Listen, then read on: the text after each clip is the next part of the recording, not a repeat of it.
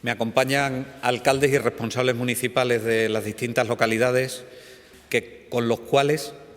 hemos logrado cumplir una de las medidas que teníamos puesta en marcha, y era que los ciudadanos y ciudadanas de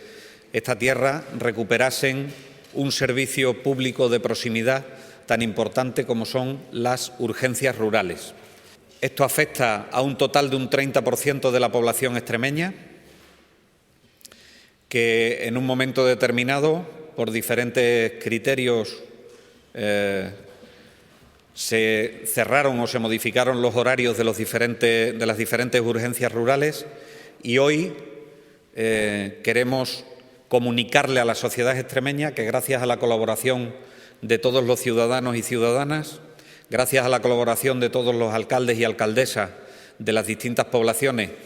junto con la Consejería de Sanidad y Políticas Sociales de la Junta de Extremadura, hemos sido capaces de volver a poner en marcha aquellos servicios de urgencias rurales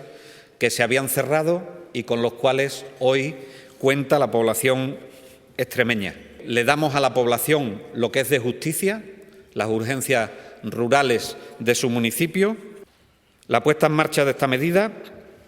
supone volver a poner el mapa sanitario como estaba en 2012. Ha supuesto una dotación de más de 490.000 euros en el presupuesto, y se han creado 11 puestos de médicos y 13 de enfermeros, más las redistribuciones en los equipos de atención primaria que hemos hecho.